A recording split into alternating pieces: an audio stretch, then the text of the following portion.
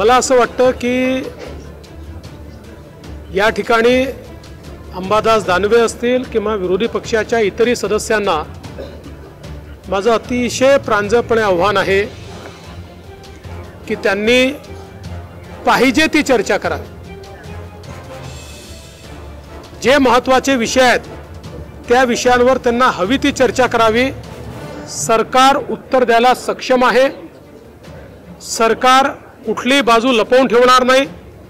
सरकार कुठेही मागे पुढे पाहणार नाही। मात्र विरोधकांनी केवळ राजकारण करायचं ठरवलं तर मग राजकीयच उत्तर मिळेल।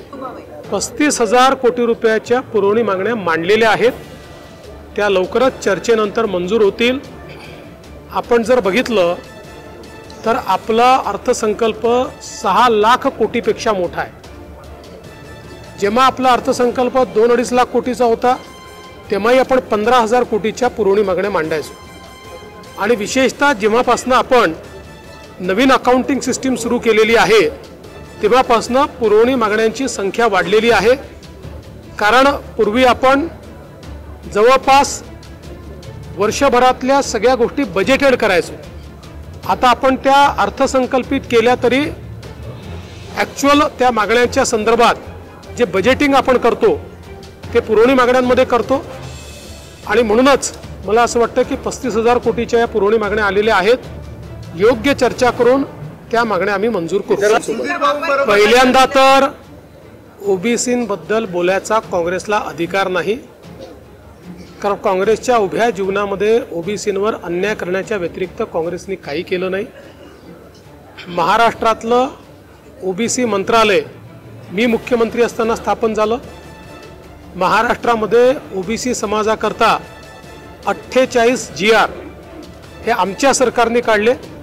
मी आणि शिंदे साहेब असताना महाज्योतीची स्थापना असेल, 52 हॉस्टेल असतील, शिक्षणाची व्यवस्था असेल, PhDची व्यवस्था असेल, वेगवेगळ्या प्रकारे विदेशी शिक्षणाची व्यवस्था असेल, रोजगाराची व्यवस्था असेल, सगळ्या बाबतीतली कामं ही महायुतीच्या सरकारने आम्ही केलेली आहेत। काँग्रेसला दाखवण्यासारखं एकही काम नाही। देशामध्ये देखील इतक्या वर्षांनंतर ओबीसी समाजाला त्या ठिकाणी संवैधानिक दर्जा हा मोदीजींनी दिला।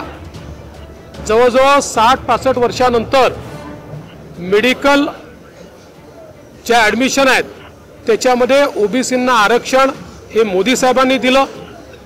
आणि आजही आपण पाहू शकतो मोदी साहेबांचं मंत्रिमंडळ असेल किंवा आमचं मंत्रिमंडळ असेल, सर्वाधिक ओबीसी मंत्री आमच्या मंत्रिमंडळात पाहायला मिळतात। त्यामुळे मला असं वाटतं की काँग्रेस पक्षामध्ये नाना पटोले, विजय वडेट्टीवारवर जो अन्याय होतो त्याबद्दलचा राग तरी आमच्यावर काढू नये, त्यांनी तो योग्य ठिकाणी काढावा।